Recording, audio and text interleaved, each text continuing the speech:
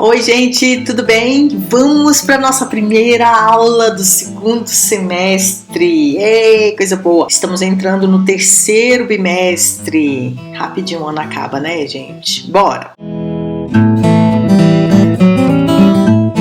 Hoje nós vamos falar sobre o capitalismo industrial. E para falarmos desse assunto meio complexo, é preciso que nós voltemos um pouquinho para entendermos como o capitalismo surgiu. Então, nessa aula nós vamos entender como nasceu o capitalismo industrial, como ele mudou a forma de trabalhar e viver e por que pensadores como John Locke, Adam Smith, Luiz Edmundo Moraes, Karl Marx e Émile Durkheim continuam sendo importantes para compreendermos a sociedade atual. Ao final dessa aula, você será capaz de explicar como ocorreu a passagem do capitalismo comercial para o capitalismo industrial e também identificar as mudanças nas relações de trabalho e comparar diferentes interpretações sobre esse processo histórico. Imagine acordar todos os dias sem despertador, horário de trabalhar e depender só do nascer do sol, das estações do ano e do ritmo da natureza. Agora imagine uma fábrica onde um enorme relógio determina exatamente quando entrar, produzir, descansar e sair. Só de falar isso já deu tédio. Essa mudança aconteceu durante a Revolução Industrial e transformou completamente a sociedade. Mas antes de entendermos as fábricas, precisamos voltar um pouquinho no tempo. Bom, o capitalismo não surgiu de um dia para o outro. Foi resultado de um longo processo histórico. Entre os séculos XV e XVIII, predominou o chamado capitalismo comercial, também conhecido como mercantilismo. Capitalismo comercial igual a mercantilismo. Nesse período, as grandes potências europeias enriqueciam por meio do comércio internacional, das navegações e da exploração das colônias e do acúmulo de metais preciosos como o ouro e a prata. A riqueza estava ligada principalmente ao comércio, mas essa realidade começaria a mudar no século XVIII. Agora vamos para a Revolução Industrial. A grande transformação ocorreu com a Revolução Industrial. Novas máquinas como a máquina a vapor e o tear mecânico acabaram permitindo uma produção muito maior em menos tempo. E isso mudou toda a coisa. A Inglaterra liderou esse processo por vários motivos. Um dos mais importantes foi o chamado cercamento dos campos, ou os enclosures, sei lá como que você quer falar esse negócio, é uma palavra em inglês. E muitas terras que antes eram utilizadas coletivamente passaram para proprietários privados. Com isso, milhares de camponeses perderam seus meios de sobrevivência e migraram para as cidades em busca de trabalho. E esses trabalhadores se tornaram a mão de obra nas novas fábricas. E a partir desse momento, a principal fonte de riqueza deixou de ser apenas o comércio e passou a ser a produção industrial. E aí nascia o capitalismo industrial. E o trabalho acaba mudando completamente. A industrialização não alterou apenas a economia, ela mudou o cotidiano das pessoas. O trabalho artesanal, em que uma única pessoa produzia um objeto inteiro, foi substituído pelo trabalho dividido em pequenas tarefas. Além disso, o tempo deixou de seguir ciclos da natureza. Agora, quem organizava a rotina era o relógio da fábrica. Essa mudança foi profunda e chamou a atenção de vários pensadores. Vamos conhecer alguns deles?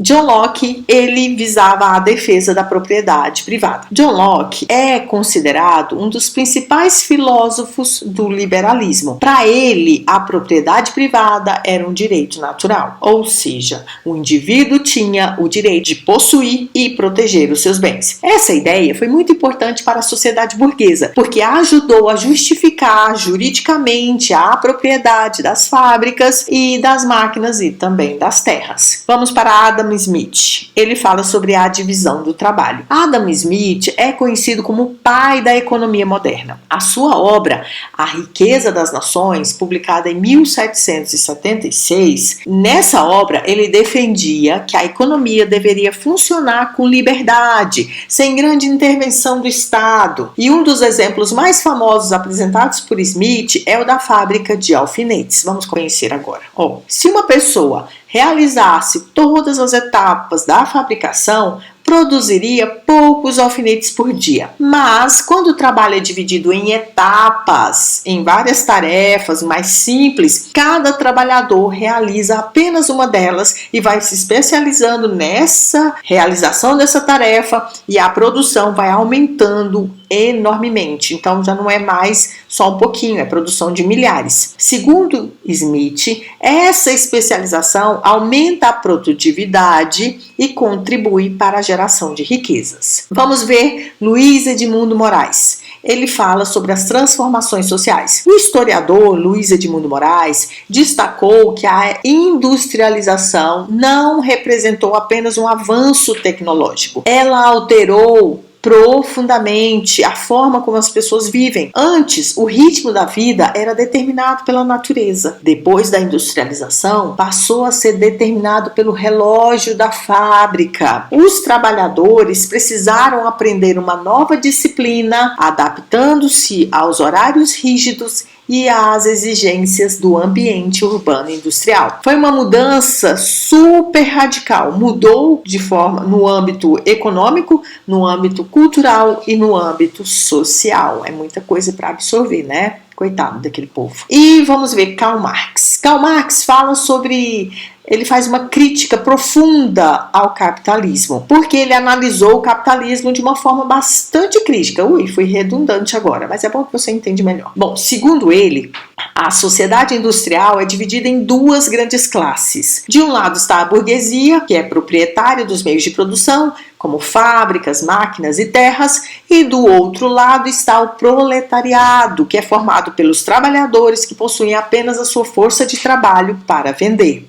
Marx também apresenta dois conceitos fundamentais. O primeiro é a mais-valia. Ela representa a parte da riqueza produzida pelo trabalhador que não retorna para ele em forma de salário, sendo apropriada pelo proprietário como lucro. E o segundo conceito é a alienação. Ao realizar sempre a mesma tarefa repetitiva, o trabalhador perde o controle sobre o processo de produção, sobre o produto que fabrica e até sobre o seu próprio trabalho. Ele passa a funcionar como uma peça da engrenagem industrial. E vamos finalizar com Émile Durkheim. Ele fala sobre a divisão do trabalho e a coesão social. Durkheim analisou a sociedade industrial por outro ponto de vista. Para ele, a divisão do trabalho também possui efeitos positivos. À medida que cada pessoa desempenha uma função especializada, todos passam a depender uns dos outros.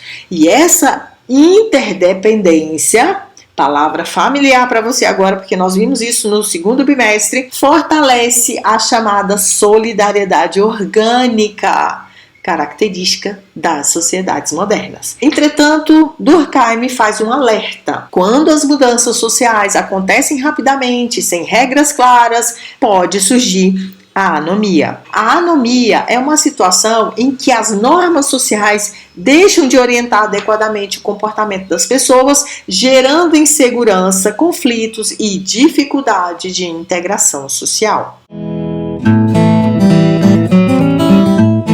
O capitalismo industrial continua presente?